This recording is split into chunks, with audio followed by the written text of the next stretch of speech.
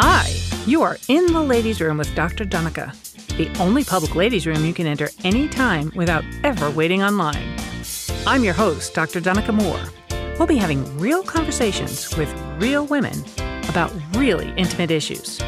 They may be embarrassing, sad, or funny, but they will always be interesting and informative. You know, like the best conversations you've had in ladies' rooms with your best friends, or total strangers and a physician. Please join us. Hello and welcome to the Ladies Room. We have a great show for you today. Our special guest is Jenny Wikoff. In 2016, Jenny Wikoff tested positive for the BRCA2 gene mutation for breast cancer, giving her an 80% chance of developing breast cancer at some point in her life and up to a 30% lifetime risk for an ovarian cancer diagnosis. Since then, she's not only begun preventive surgeries, but has volunteered as an activist and an advocate. She's a 15-plus year veteran of the publishing industry, and she is passionate about books, children's literacy, and in her spare time, rock music, culinary adventures, and enjoying the outdoors. I thought she had 2 children under 5, so one of the questions I'm going to ask her is where she finds spare time. But she does live in New Jersey with her husband and those 2 sons.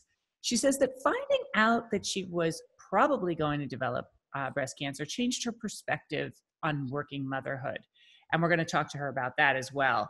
And she says this led to her making some very tough decisions. She calls herself a BRCA2 previvor, which I think is a great term, but she tells me she did not coin that term. So we do want to give a shout out to whoever did. And she's teamed up with healthywomen.org and their national advocacy campaign, #KeepTheCare.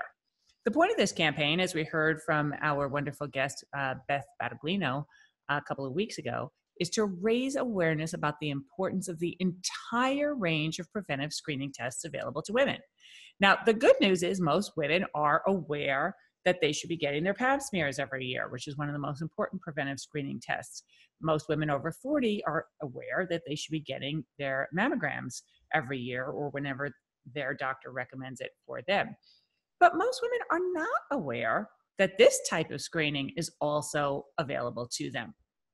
Now, of course, we're going to talk to Jenny about her story and about all the issues I already raised, but also about this campaign. And one of the points of this campaign is to raise awareness about the Affordable Care Act and how it guarantees American women access to 26 preventive care screenings at no out-of-pocket costs. And not just screenings, but other services as well. And this includes not only breast cancer genetic screening for the BRCA genes and all consultations, but also any tests and surgeries that follow a positive prognosis. A simple blood test can flag the genetic mutation early, which allows women like Jenny to take the necessary precautionary measures.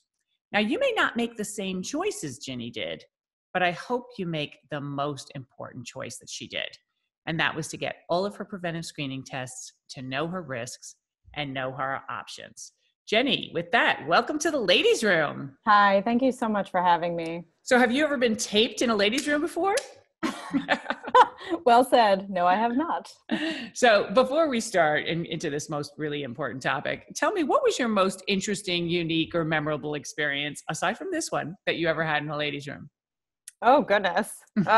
Girl talk, I would say, especially in my 20s, living and working in New York City with the girls and all navigating our dating lives and, you know, where we wanted to go with that. I think there were a lot of great in the ladies' room conversations from that. And I'm so glad you said that, because that is really why we started this podcast in the ladies' room, because we want to replicate some of those conversations. And we want to do it with the attitude that the same way we'd be having this conversation if I ran into you in the ladies' room, as opposed to if I was talking to you in a doctor's office, where I might be a little less casual. Anyway, so with jumping right in, can you tell us how old you are? I just turned 39, which is a little bit hard to say because it feels really old. Happily, my now 3-year-old has the same birthday as I do, so I just get to focus on that. And the number 3 sounds a lot better than 39. So you're 39 for the first time? For the first time. Yes. So yeah, let me just tell you from where I'm sitting, 39 is looking really young. But for those of you who can't see Jenny, she also looks like she's still in her 20s. So tell me, you have a 3-year-old and a 5-year-old. I do. I'm always tired. That's the way I describe it. That is the number one symptom of motherhood. Mm. Somebody once asked me when she was pregnant in her first trimester, she said, "Why am I so exhausted?" And I said, because that's giving you several months to get used to how you're going to feel for the rest of your life. Yes. It does get better, but probably not until a few years after they've already started driving. And while this seems like the most tiring time, once they're driving is actually the most stressful time. I would imagine. So good luck with that. Thanks. So you got tested in 2016 when, if I Mhm. do the math, your youngest was just a year old. Right. I had discussed with my OBGYN the test because my paternal grandmother has the BRCA gene mutation. And so her daughter, my aunt, my favorite aunt, Aunt Laura, had been urging me to get the test, wanting to make sure that I was aware that I stayed healthy and that if I had choices to make after getting the test, that I had the information, that I was informed. Now, I assume that Aunt Laura was tested. Aunt Laura was tested. She's negative, thank goodness. Okay, great. As are her children, obviously, because she is. So that leaves it with my father. But she had been the one to nudge me and get tested. And at the time, my OB said, wait till you have your kids. You're still young. You're in your early 30s. You don't have a history in your family of very early onset breast or ovarian cancer. Do you know how old your paternal grandmother was when she got breast cancer? About 75 or 80. So it's actually not considered BRCA-related breast cancer, and you may know otherwise, but that's what I had heard. Nope, that's absolutely true. Okay, and I will say right now, she just turned 96, and she's doing great. Awesome. So let me ask you, why did your grandmother get tested? I think she got tested when she had breast cancer. Right, also, but what made her get tested? Or was that just part of the routine?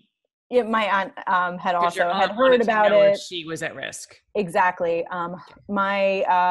My paternal grandmother's sister had died of breast cancer in her 60s, which isn't young for BRCA patients, but just kind of put on the radar a little bit more.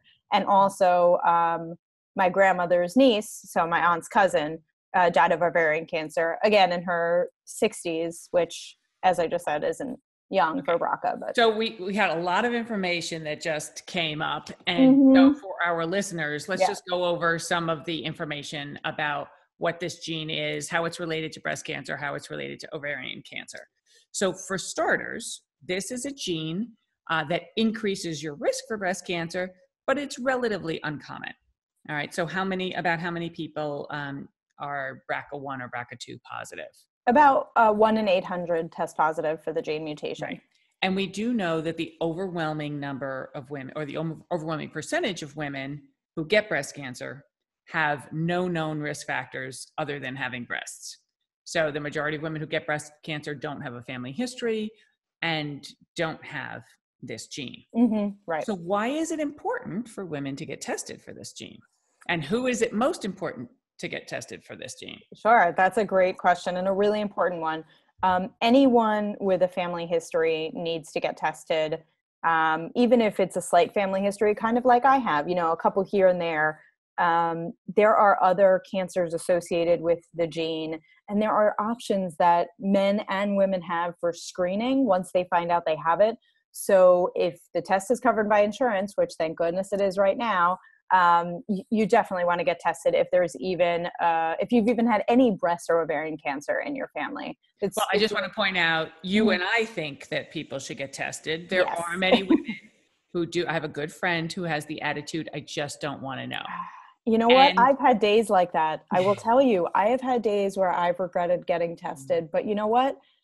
I'm able to choose what to expect with my life, with my mortality, God willing, and just where I'm going to go and how I'm going to control to the extent that I can. And so while I have those days where it just stinks to know this information, thank goodness that I do, because I have a family and I have children, and I feel that having made this decision empowers me to give myself the best chance at life, at living a long and healthy life. And again, while I agree with you, I just want to point out that there is another school of thought. Sure. There is also a school of thought that's very interesting, that only the person who has breast cancer should first get tested. So like your grandmother. Yeah. And then if she does not have the gene, then her direct, offspring don't have to worry about it. Now, in her case, she did get tested because she had breast cancer. Right. And she was positive, which made Aunt Laura get tested. Did your father get tested? He did not. He's concerned about insurance, visibility, and there's always been that pre-existing condition concern, which is a valid one. And he's made that decision, and I respect that. He actually is already doing some of the screenings that are recommended. So doesn't feel that it would make a significant difference in his choices. And this issue of pre-existing conditions is obviously a very scary one. Very scary. Especially, when Congress in their last go round with this said having a C-section is a pre-existing condition for women. I've had 2 of those. And so have I, which me tell you is a great way to give birth. And I call it vaginal bypass surgery. And it's wonderful for your bladder years later. So you'll really appreciate that. But there are so many people who don't get certain tests or medical care, or even with mental health conditions, who won't submit the bills to their insurance company because they don't want that to be on their quote unquote permanent record. Yeah, it's very scary. That's a very, very dangerous, slippery slope. But before this last go round, many insurance companies were not even considering having had stage 1 breast cancer as a pre-existing condition because it had such a high cure rate. So we know that 95% of women who are diagnosed in early stage 1 will be effectively cured. And when I was in medical school 100 years ago, we used to say, oh, wouldn't it be awesome if someday, we had a cure for even some types of cancer? And, we can now say that with assurance for those people. The bad news is I don't have a crystal ball. Right. And I can't tell which are the 95%. So that's the tricky part of this equation. And I'm sure as you've gone through all of your counseling, it sure would have been nice to have a crystal ball. So anyway, you got to, and do you have any sisters? I do have a sister, and she got tested right after I found out, and I'm so grateful that she's negative. That's awesome. So makes it a little easier on me, a little easier on my parents. It's a relief. Okay, so tell me the process now. So you got tested for this. Oh, and the one other thing I meant to point out, based on what you've already shared with our audience, is that if you have the BRCA1 or BRCA2 gene, you are at significantly increased risk for ovarian cancer.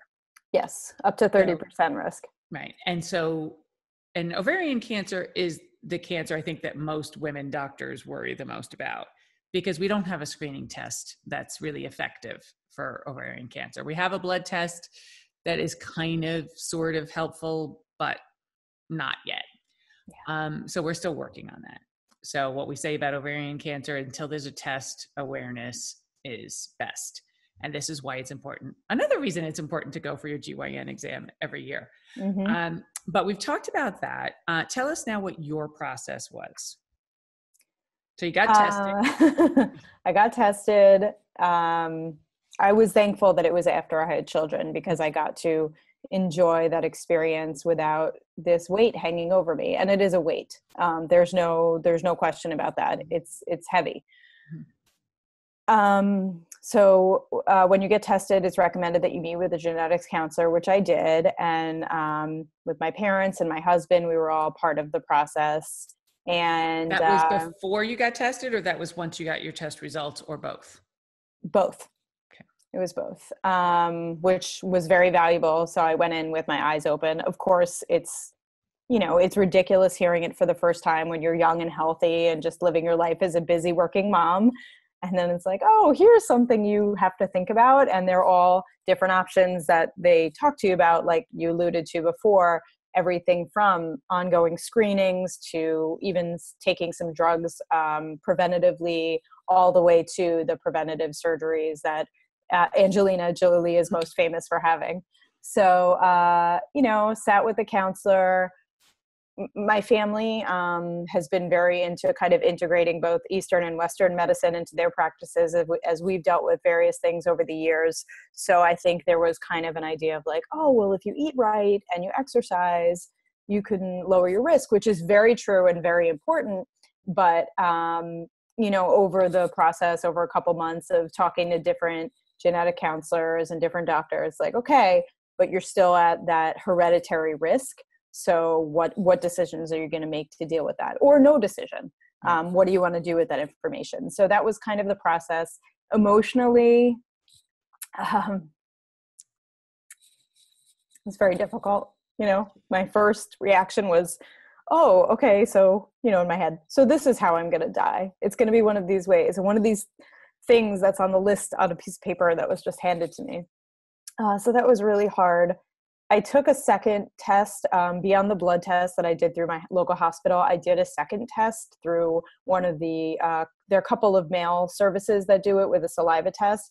It took me a long time to build up the guts to do that because I was like, okay, that's going to tell me for sure, not just the first one, even though they are considered, pretty much 100% accurate. So I said to my husband, you need to force me to do this. You need to bring the vial and sit next to me on the couch and we'll do it together. And that's what we did. And it came back positive. So that's when I knew, okay, it's time to decide on my action points that are going to work for me in my life. And coming to those decisions was actually more interesting than I thought, but I don't know if you want to stop there or you have. No, this is fascinating. And I want to acknowledge that I know that this is a really emotional, difficult topic to talk about. So I really want to give you a lot of credit for being able to do that and for being so focused on trying to use your experience to help other people with this decision. But we don't want to minimize in any way what a difficult decision this is. Yeah. And we don't want to minimize in any way what a serious disease this is, because 250,000 women a year in the United States are diagnosed with breast cancer. And while I talked about the good news for many of them, an overwhelming large percentage of them in early stage 1, we do still have over 40,000 women a year who die of breast cancer. But the question I want to ask you is, when you said this very emotional, poignant, like I almost started crying about like, this is how I'm going to die. You had the experience of your grandmother having had breast cancer much, much older and now celebrating her 96th birthday. Right. So why do you think you immediately went to, this is how I'm going to die, instead of son of a bitch, this is something now that one more thing I have to deal with that I don't have time to deal with? Yeah, that's a great question. And I think it was a couple of things. I mean, first of all, when I found out I was 37, so that means, I was young. I had young kids. Definitely the idea of my own mortality had never crossed my mind. Everything, knock on wood, everything that I'd done thus far was really from a place of health and wellness. And I had never had to consider anything like this before. So even though my grandmother had been through that, it wasn't something at the forefront of my mind because really it happened when I was very young and I wasn't very involved in it. So it was just kind of a non-issue to me. So when I heard this at this age, and there's a list of cancers that are associated with the BRCA mutations. So and those are breast cancer, ovarian cancer, pancreatic, skin cancer, for men, prostate cancer, and I don't know if there are any others. There might be. I think you covered the it's a scary list. It's a long list. Of course, when we talk about ovarian cancer, we're also talking about cancer in the fallopian tubes, which we'll get to that part of your story, which we now know is where many ovarian cancers actually originate. We also know, getting back to what we were talking about earlier, as far as who should get this test, women who are at higher risk of having the BRCA1 and BRCA2 gene are certainly women who have a family history of breast and or ovarian cancer and these other cancers on the list, but also who have an Ashkenazi Jewish background. Is correct. It's not the only group, but it's just another high risk group. It's not. And, I was actually really surprised when I started going to support group, and there are some wonderful support groups out there that have made a huge difference in my journey. And my husband has come with me. My best friend came with me. I'm very lucky to have a huge support system, or a strong support system. Let's put it that way. I was fascinated to find out that not everyone in the room was Jewish. Mm-hmm. And I had always thought that it was a Jewish gene mutation. It's just a risk factor. It's a risk factor, right? But right. It's not the only group. Right. So I learned that halfway through. And maybe if they did 23andMe, they might find out they have Ashkenazic Jewish ancestry that they didn't know about. Right. As is the case because, of course, many Jews, particularly in pogroms and aftermath of World War II, actually, suppressed their religious identity or intermarried and changed their religious identity. And I, know many people who've had that story. Even our former Secretary of State had that story where she did not know that she had Jewish ancestry. But we're digressing. But that's what we do here. That's what we do. To make it a little less emotionally charged. Now, you talked about these wonderful support organizations. Would you like to share some of them with our audience? So there are two that I know very well, and one not as much. The support group that I attend is sponsored by a group called FORCE, and it's Facing Our Risk, Something Empowered. Mm-hmm. And it's great. They have local support groups across the country. They have tons of online resources with local and national boards, so people can comment about their specific situation, ask questions, all kinds of things. And is that force.org? Mm-hmm. Yes. And Share Charette also is another organization, a national organization that can pair people in my situation with peer navigators who've been through the same thing. They gave me an opportunity also to talk to a genetics counselor about my results, and that was a free service. And that made a big difference for me too, because after those initial meetings at the hospital with the genetics counselor, as you're processing this, there's so much information. It's so overwhelming. It really was helpful and necessary for me and my family to check in again with another counselor, just say, okay, here's what I've heard. Here's what it sounds like the recommendations are. Can you be another voice to that?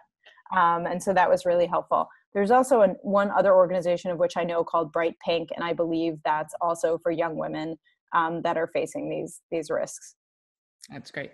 So you referred to a conversation that we had earlier, and of course our audience didn't hear that conversation. So I kind of want to revisit that.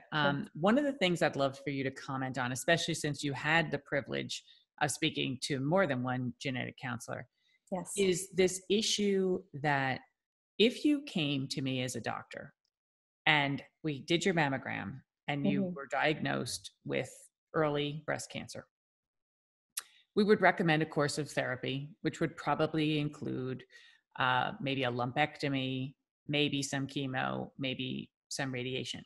But for early stage 1 breast cancer would most likely not include having a prophylactic double mastectomy. Did they tell you in your counseling process that it was an option not to do anything with this information other than more frequent and more regular screening?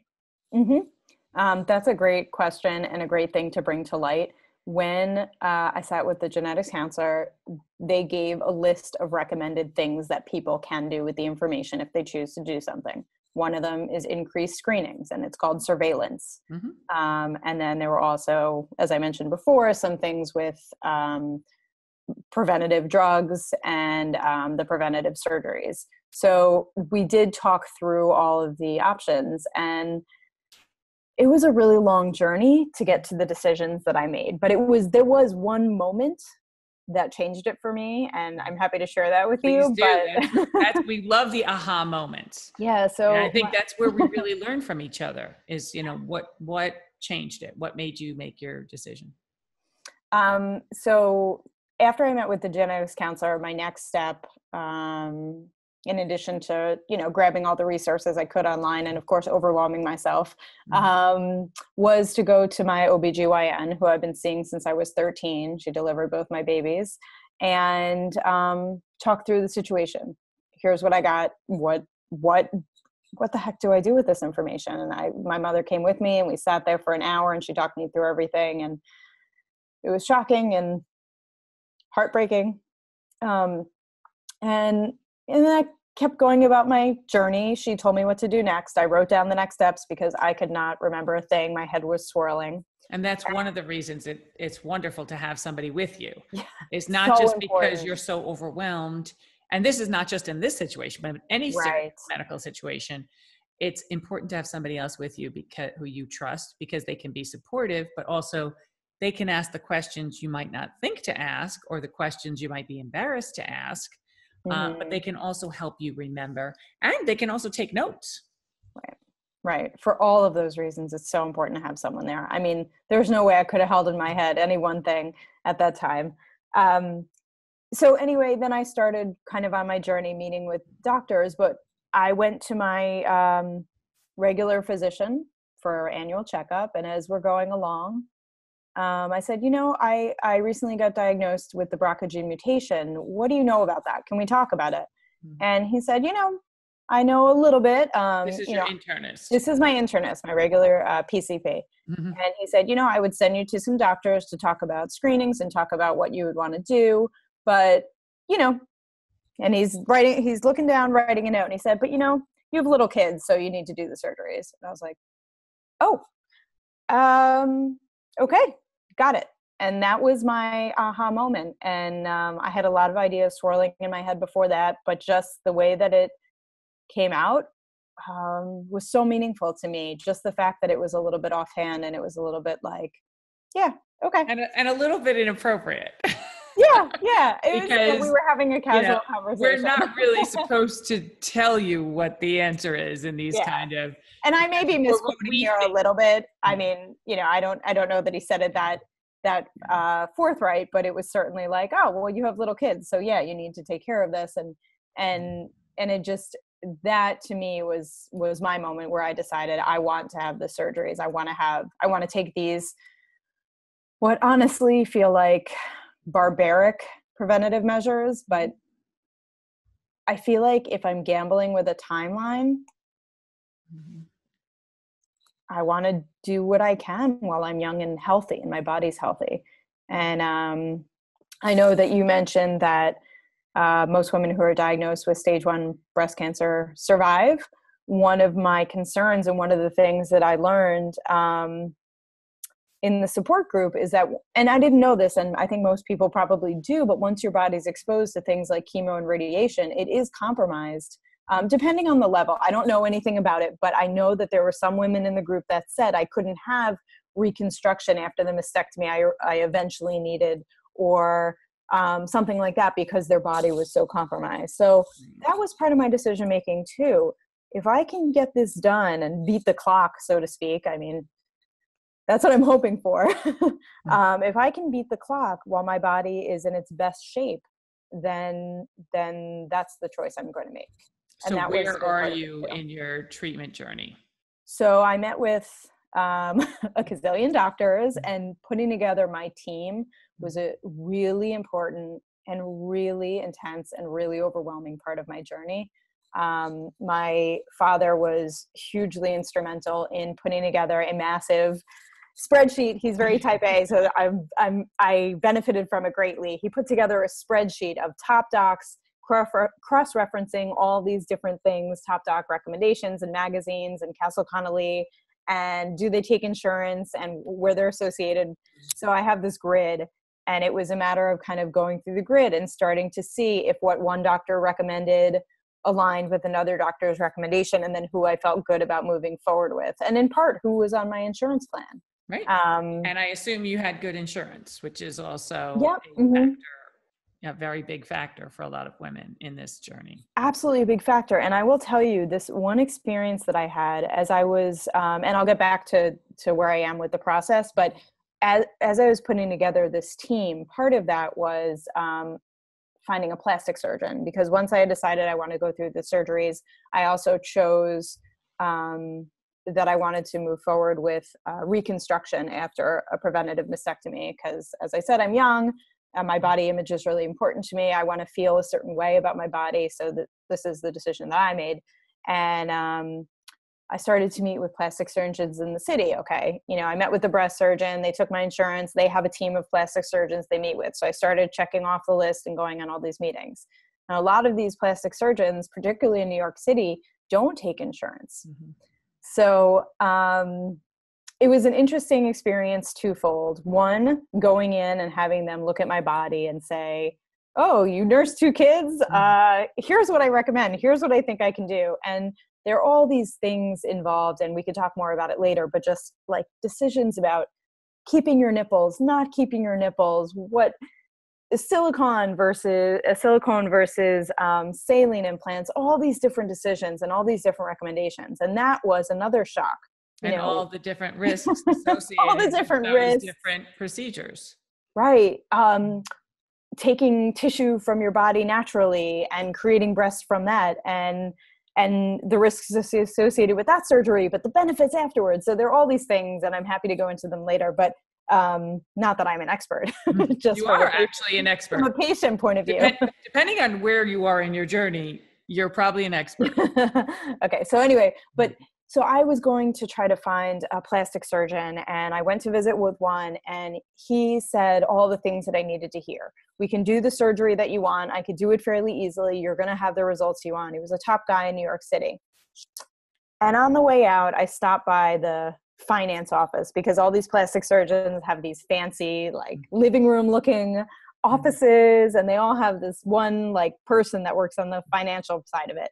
And I stopped in, and she said, oh yeah, well, insurance doesn't really cover, we don't work with insurance with our practice. They'll cover about $1,500, but it's a $40,000 surgery.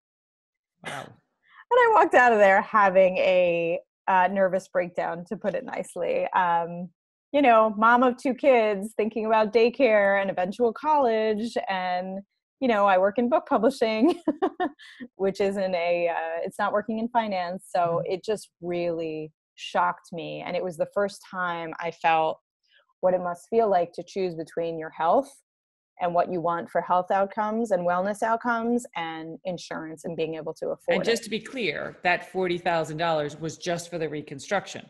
That was not including the mastectomy or any other part of the procedure.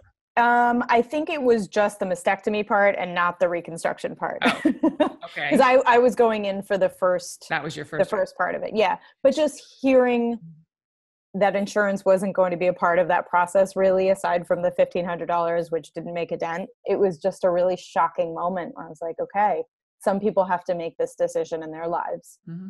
It was really scary. My phone is going to be ringing off the hook when this episode airs from every New Jersey doctor who is going to say, we have really good doctors in New Jersey too. I know. You don't have to go to New York City. You don't have to go to New York. There are amazing doctors in New Jersey, and a lot of women in my support group go to those doctors. I work in New York City, so it's easier for me to go to those appointments. Yeah, my OBGYN is in New Jersey. I do all of my screenings at my New Jersey hospital that I love, and I had my babies at, and I have the best care there. So that's why it's just more convenient for me. I just had to point that out to prevent me from getting lots of hostile, angry phone calls. So now tell us, where are you in your personal journey? Sure. Okay, so part of the journey, and unfortunately there's no perfect science to it, as I found out, which is the hardest part, I would say, is making decisions based on what research is out there right now. And some of the newer research that was recommended to me through a number of doctors that I saw was that, as you said a little bit earlier, a lot of ovarian cancer, it is now being determined, starts in the fallopian tubes. Mm-hmm. So while common recommended practice is to remove the ovaries and fallopian tubes at once, one of the concerns from my doctor and other doctors that I got second opinions from was that the instant onset menopause, or the surgical onset menopause, is something that can be really, really take a toll on your life in a number of ways, and you just don't know if it's going to. Yeah, so it was I call that menostop. Where, just I like that. All of menopause in one day, literally. Yeah, that's terrifying. Very, very dramatic. So what did they recommend to you? So they recommended that I could make the choice, and it was my choice to make, if I wanted to remove my fallopian tubes first and then consider ovarian removal a little bit closer to menopause. That also played into the fact that I'm BRCA2 mutation and not BRCA1, where the onset of ovarian cancer tends to be, as far as I have heard, a little bit later. So that was a hard decision to make, but because I had gone to a few different doctors and heard that same, wasn't advice, but it was, if you want to do this, we would support that decision. That was really meaningful to me. So that was part of my journey. And so I had my fallopian tubes out this past August. And did they give you the option to have one ovary removed? They didn't. And I did a little bit more research on that. And I was kind of, I could go that route or I could not. And I just kind of went the way that I went. I stuck with my decision. All right. So just for everybody who's listening, the downside of going through menopause in one day, aside from putting you immediately into all of the full-blown menopausal symptoms, for a woman who's your age, you still probably have 10 or more years of your body producing its own natural estrogen, which will, if you didn't have that, it would increase your risk of osteoporosis. It would increase your risk of vaginal atrophy and sexual dysfunction. It would increase your risk of a whole host of other medical problems. So that's the thinking behind there. But a lot of people like to hedge their bets and say, one ovary could produce, all the estrogen you need, and we can get rid of the other ovary just in case. So that's just another way some people think about it. So you've had the fallopian tubes done, and what about your breasts? What are you doing now? I was kind of wasn't sure about my breasts, just because it's a big decision. Physically it's a huge change. It's very scary. And the recovery is scary. It's major. Well, first of all, not only is it major surgery, it's several major surgeries. Right. With the decision that I made. Right. The decision for reconstruction. Right. And it certainly can be, depending on complications, because it's such a intense surgery.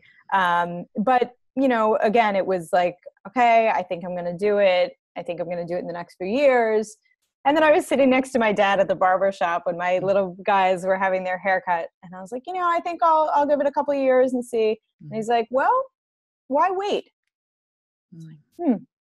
Why wait? It's a great thing to ponder. And I pondered it and I was like, yeah, why wait? Well, because there's no rush. From a financial standpoint, it gives you time to save up your money. That's true. And also, I once had a situation where I needed some spinal surgery and I put it off way longer than I should have. And it went really well. And I said to the doctor, if I had known it was going to go this well, I wouldn't have put it off for 5 years. And he was a very humble but phenomenal surgeon. And he just very quietly said, well, it's actually a good thing you put it off for 5 years, because I wasn't this good 5 years ago. But also the procedure and the technology had also changed in that 5 years. Yes. So, that's another thing that is always a possibility. And that's one of the difficulties about making a decision like this, is that knowledge and information changes.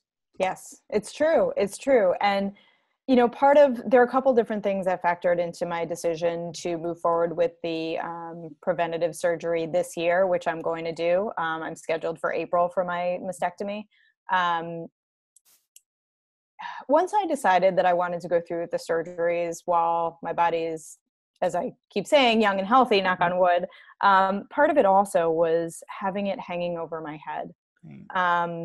It's really emotional to think about. And I will tell you, I'm pretty relaxed now, but leading up to that first surgery, I'd never been under general anesthesia. I didn't know what it would be like, any of it. And I would be walking to work every morning and pulling myself over to the side of the street in New York City and just crying into my hands and talking, about it just nonstop. And I wrote my babies letters, if it didn't go well, and it's too much for me to live with every day. So knowing that I can move to being a provider, which doesn't erase my risk, but it Right. So lowers. talk about what they told you. Talk about what they told you about. It goes from your current risk of getting breast cancer is Right. 80%. Right. And what does this lower your risk to? It lowers it to the same.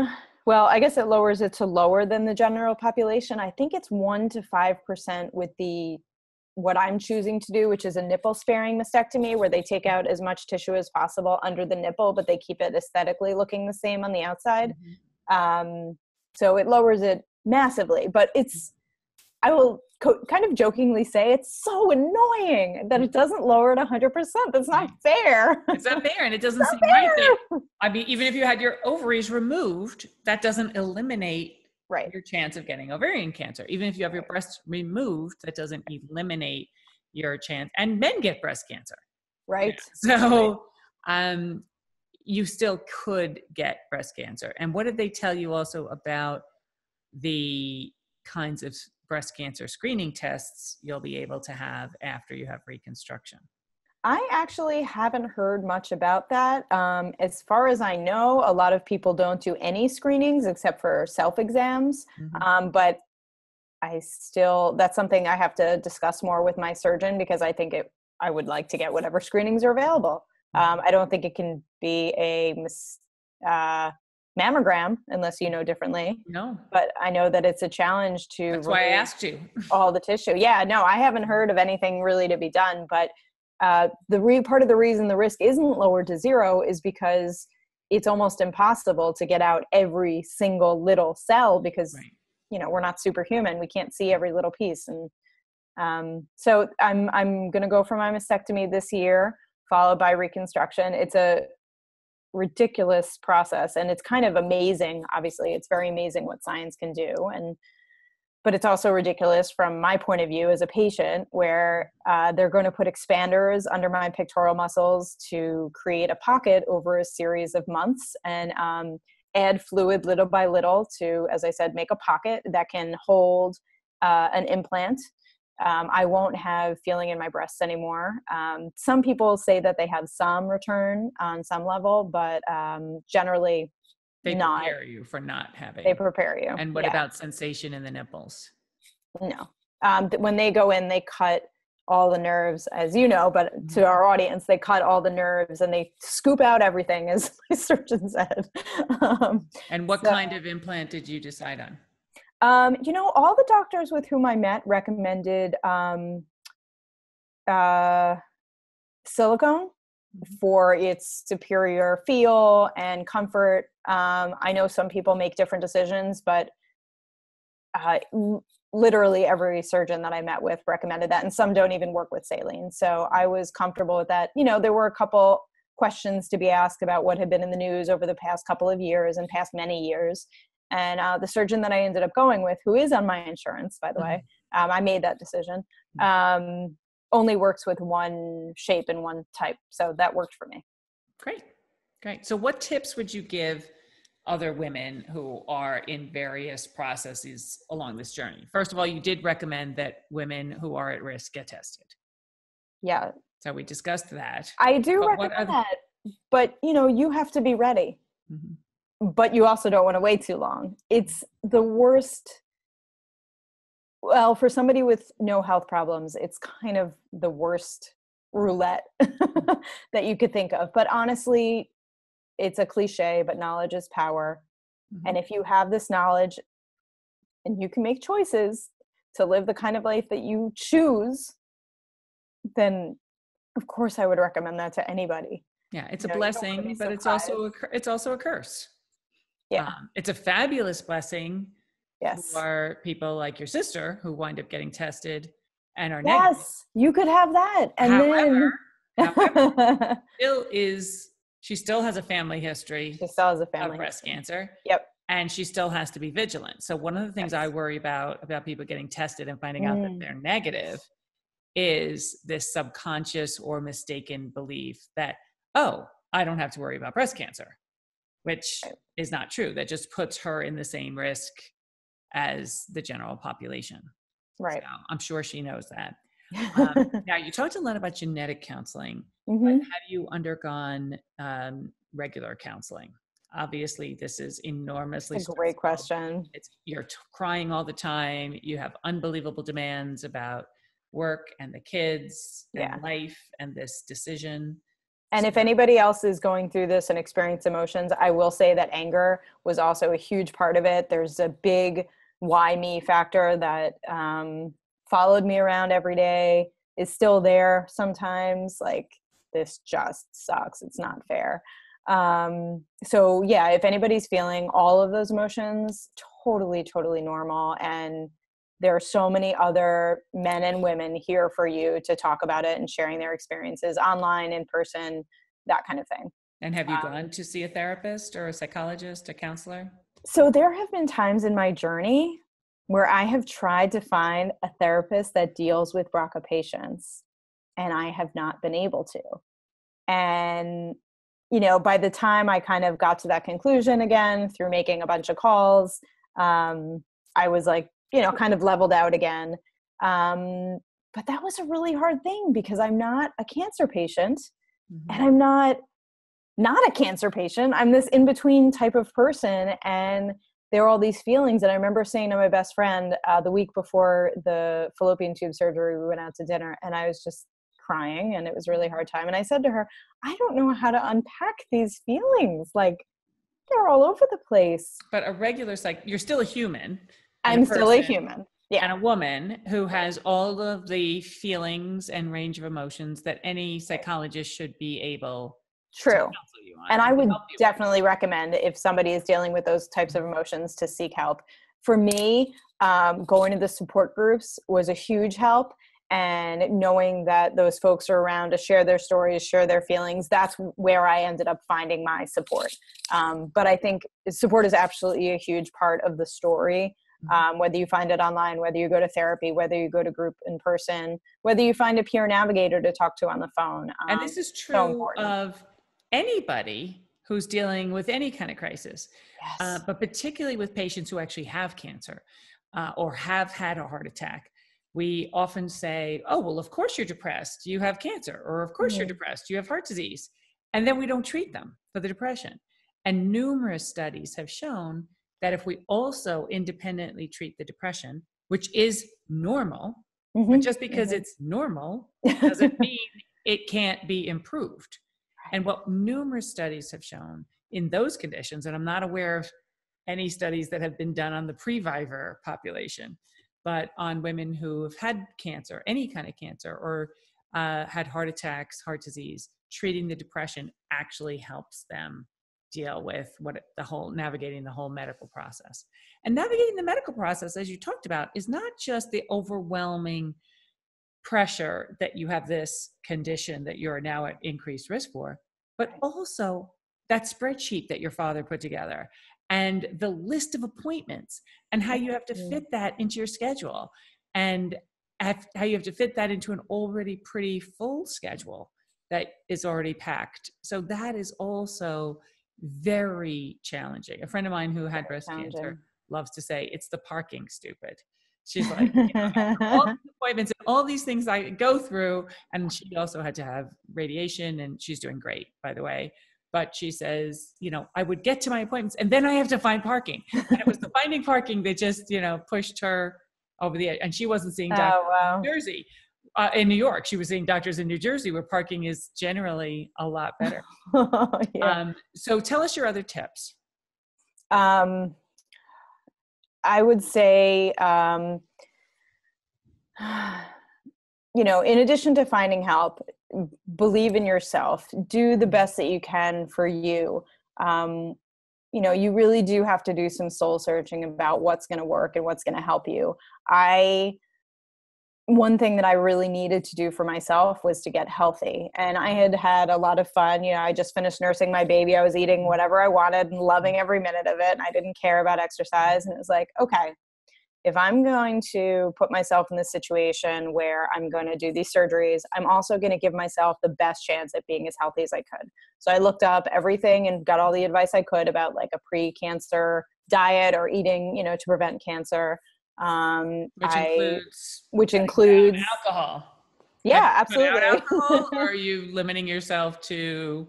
I'm not a one big takeaway. drinker, so Okay. it's not a huge deal for me. When I travel for business, there's a lot of socializing. So that's when, Most women I talk yeah. to are very surprised to find out that having just 3 glasses of wine a week can increase your risk of breast cancer significantly. Mm, Yeah, I did not know that we're always fact. busting on the smoker. Yeah. Of course, Yeah. everyone should stop smoking if they smoke, but Right. we're always busting on the risk of smoking and cancer, but not really always focusing so much on alcohol. And a lot of doctors are a little squeamish about that because we feel like we don't want to tell people they can't drink.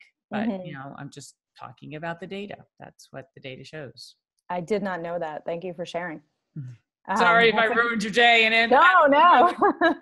No, really. I feel lucky that I'm not a big drinker, but I am a big eater, Mhm. and I lost 30 pounds and Wow. started exercising every day and started eating a clean rainbow to Mhm. the extent that I could, and just really cut out processed foods and stuff like that. So, and as my process goes, I slip sometimes, but I keep in the back of my mind that, like, if I'm doing this for myself and my family, this is a part of my process too, treating myself really well.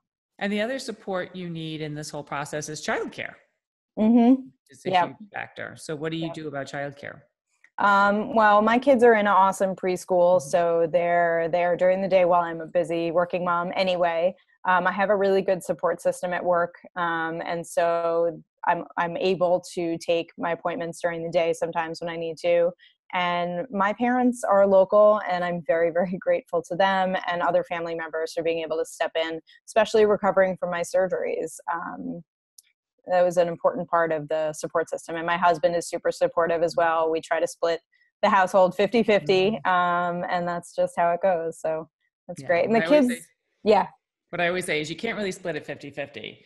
It's sometimes it's 80-20 and sometimes it's 20-80. exactly, It's that kind of give and take. So, exactly. aside from obviously your number one tip to people is to talk about their risks and to get screened. Yeah. But what would be the other number one piece of advice that you would give women in this situation? Get support. Mhm. Don't keep it to yourself. Don't keep the news inside of you, and try to live with it. Tell your friends, tell your family, talk to your doctors, bug your doctors about it. If they don't know about it, that's fine. There are a lot of doctors who don't know a lot about the BRCA mutation, but go talk to someone else then, or get a recommendation, or go on these the message boards for these two sites, Force and Share Charette that I mentioned, and find out about doctors who do know about it and can help you. Because once you have your team, that's when you can start making educated choices and feeling confident about the direction that you want to go. And that's the life-changing part. It doesn't come before then. It's not just with the news. It's once you make the decision about whether it's going to be something like surveillance or doing the surgeries or doing something else, but that's the empowering part. I think the other takeaway that I heard from what you Mm-hmm. talked about is that it's okay to take your time. Mm-hmm. Many women feel like, oh, now I've got this ticking time bomb and I've got to rush and take care of this right away. Right. But this is not that kind of situation. This is a situation where you can take your time and do your research and think about and explore and go to support groups and ask other people's opinions and Right. think about what you're going to do. And there are many different ways you can approach it and many different steps. And you're taking this in a sequential process. And I give you a lot of credit for that. And Thank of you. course, I know you want to send women to healthywomen.org for Oh, more of course. Yeah. about the Keep the Care campaign. And I encourage people to use the hashtag Keep the Care. I also encourage them, of course, to use the hashtag In the Ladies Room. Mm-hmm. And people can tweet me and send us our questions. And I'm sure you will be happy to answer some of those questions. Are Absolutely. you active on social media?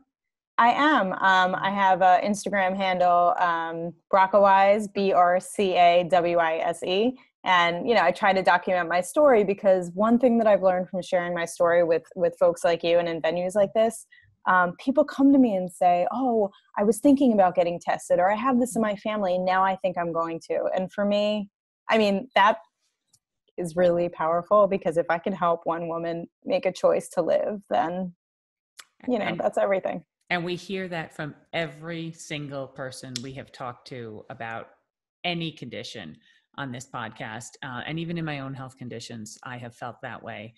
That helps you answer the why me question. And I read a great book that I highly encourage you to read called When Bad Things Happen to Good People. And it addresses the issue that if you can come up with an answer for the why me question, it doesn't have to be the quote unquote real answer. It can be any answer. When I was diagnosed with spinal problems when I was 11, my immediate answer that I went to was, this is going to make me a better doctor. I don't know that I ever thought about being a doctor before that day, but that was my immediate go-to answer. Wow. Many people have the go-to answer that this is God's will. That's not my kind of God, but some people believe that. If you can answer that question in any way, and helping other people is just a huge positive motivating force. So I give you a tremendous amount of credit. I thank you very much for sharing your story. I know it wasn't easy. I wish you tremendous success with the rest of your journey and your future surgeries. Please, please, please let us know how you're doing. And thank you for joining us today in the ladies' room. Thank you for having me. Thank you for what you do as well. Oh, thank you. That's all we have time for today. But let's keep the conversation going on Twitter or Facebook at Dr. Donica. And please join us next week for another episode of In the Ladies' Room with Dr. Donica. Real conversations with real women about really intimate topics.